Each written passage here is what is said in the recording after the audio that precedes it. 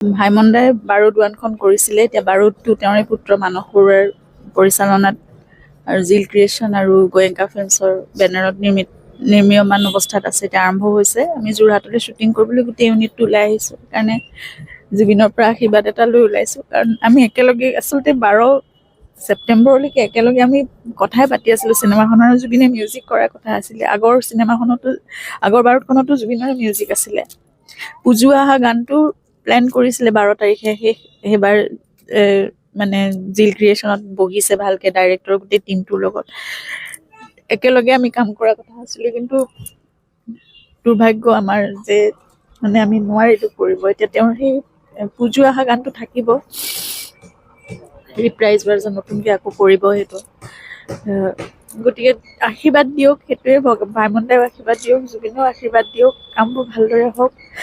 আৰু ন্যায় ব্যৱস্থাটোৰ কাৰণে আমি সকলোৱে লাগি আছোঁ, সকলোৱে প্ৰাৰ্থনা কৰি আছোঁ। কালি এটা ভাল সিদ্ধান্ত গৈছে, পৰহিও ভালেই গৈছে। গতিকে সকলোবোৰ পজিটিভ হৈ আহক এনেদৰে।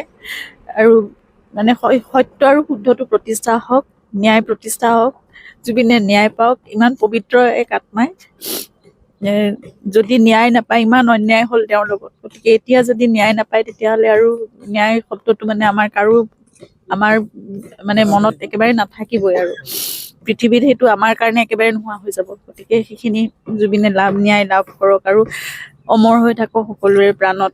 তেওঁৰ কামবোৰ অমৰ হৈ থাকক, তেওঁৰ বিশ্বাস আদৰ্শ সকলোবোৰ তেওঁ থাকি যাওক। সেইটোৱে কৈছোঁ, সকলোবোৰ পজিটিভ হৈ আহক। এতিয়ালৈকে কালিলৈকে আমি ভাল সিদ্ধান্ত পাইছোঁ। গতিকে ইয়াৰ পিছৰখিনি সকলো খুব ভাল পজিটিভ হৈ আহক, এইটোৱে ইচ্ছা বিচাৰিছোঁ।